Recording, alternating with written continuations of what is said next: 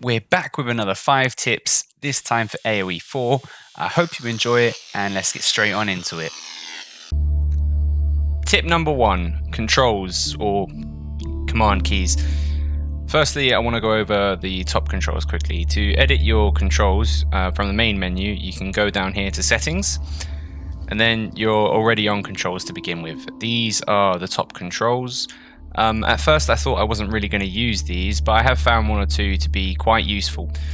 Mainly the reset camera option, which is backspace, and the focus on last event, which is the spacebar. Coming from Age of Empires 2, I used to hold down the Alt button when I was trying to drag a box around to select my vills, that way I didn't pick up any military units at the same time. Doing that in Age of Empires 4, you're actually going to rotate your camera, which is not ideal to say the very least. Hitting the backspace button on your keyboard when you do rotate your camera will just set it back to default for you, so that's a nice little quick one. And hitting the spacebar will take you to your last event. This doesn't work when your scout picks up villagers, for example, but when you have a new vill come out of your town center, if you hit the spacebar, you will immediately go back to that vill that's just come out. You can hit it a few times and it will cycle between the last couple of events. So what I did in my game was I was hitting the spacebar and it was cycling me through the last few vills I created, in some cases some of the military units I created, but it doesn't do that for everything. I haven't had a chance as yet to test it when I've been attacked, because I'm normally already looking at that space on the map. So yeah. Now let's have a look at the keys and remapped controls. I haven't actually remapped many, but to check them out, you go down here underneath top controls to view and remap controls. You can ignore the grid keys option because at this present moment they're not changing that. Maybe it will come out later in another patch, who knows. But if you click on common keys, you can see an incredible amount of options here. As I said, I haven't changed many at the moment, so I've left a lot of these on default. But I have changed the idle villager key, which is here. Select all idle villagers. I've actually changed this to the tilde button, which is the button next to, well, on the left of number 1 on your keyboard. I find this a lot easier than whatever the default button was, as my fingers will be around the area anyway on the keyboard, thanks to the grid layout and the fact that the control groups are up there as well. Tip number 2, function buttons.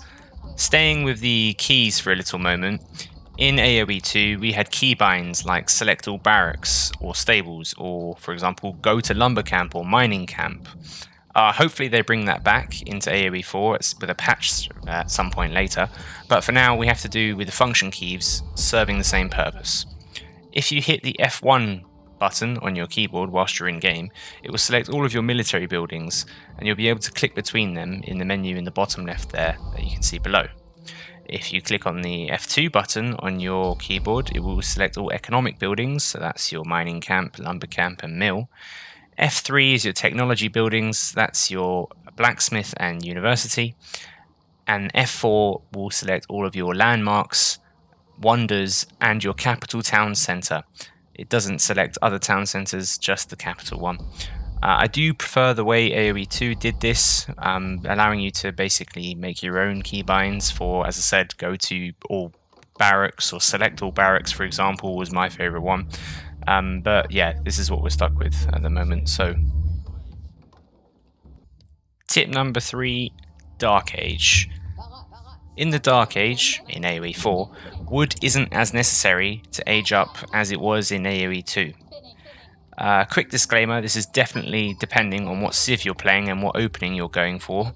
For example, if you're playing as the English, wood is going to be extremely important for producing longbows as soon as you get out of the Dark Age, so don't neglect it in that scenario. However, in general, to age up to feudal, all you need is food and gold. This means you can get away with essentially sending your first new vill from the TC to food, i.e. your sheep, and then sending 4 or 5 vills to gold after that. You should be able to age up very soon after this if you haven't queued up a large amount of vills.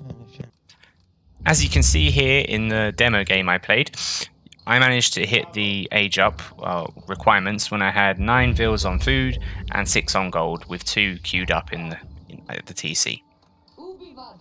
Tip number 4 for AOE4 is about the monks, specifically converting with monks. Again, another thing that's different from AOE2 is monks can now only convert other units whilst they're holding a relic. If you want to convert enemy units, you can no longer just spam monks at them and send them out to convert. You'll need to have at least one monk holding a relic. Then, when you're in close proximity to enemy units, you can hit the R key on your keyboard and a circle will appear around your monk. I'm not sure how long it takes to convert, to be honest, or how long the cooldown of that ability is, but the ring around your monk is quite big, so you have the potential to convert a large number of enemy units, as long as they don't snipe your monk before the conversion finishes. Tip number 5, win conditions.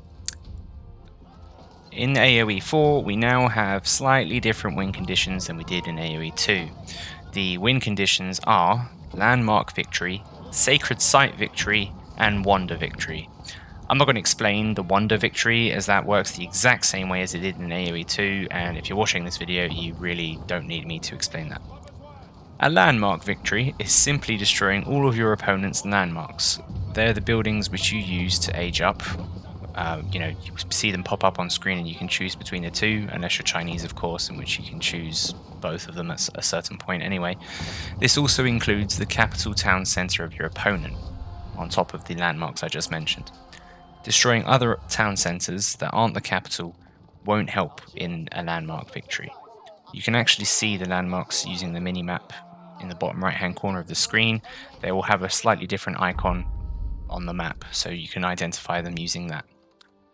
A sacred site victory can be achieved by sending monks to all the sacred sites on the map, converting or influencing them, and then holding them all for, once you have all of the sites, you hold them for 10 minutes and don't let your opponent kick you off of them. A sacred site can only be converted by a monk. However, an enemy unit can remove your conversion or influence, whatever the terminology is. They won't then be able to convert it themselves. 3 quick bonus tips for you guys. Tip number 1, getting housed in this game works differently. You're going to see in the video in the background, I was housed with 20 out of 20 pop, and I had a villager in queue at my TC.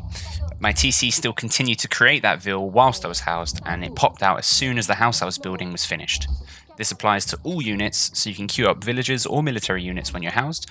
All you have to do is build another house, and as soon as it's done, that queued up unit will pop out of the respective building. Bonus 2, you can put landmarks which produce units into control groups of the exact same type. You do this by holding the Shift and Control keys on your keyboard, then clicking the buildings and assigning them the control number. In the video you see I had my House of Cavalry and this on the same control group as my stable. In my case I put them on control group 2. And bonus 3, the siege engineering tech from the blacksmith is incredibly useful. Researching this tech is going to allow units from your ranges and your barracks to build rams on the field. This is obviously useful as it means you don't need to rely on a forward siege workshop. The units can also build siege towers which will allow said units to get onto stone walls. And there you have it. Those are my 5 tips when starting out in AOE4. I'm going to continue playing this game, so if you want to catch me live, my Twitch is linked in the description. And if there is anything you would like to see, let me know down in the comments below. If there's anything I can do better on this video or any other things you think I should cover on the game, more than happy to hear your suggestions. If you like this video, do feel free to drop a like as well. It's completely free, but much appreciated at the same time. And with that, thank you for watching and catch you in the next one.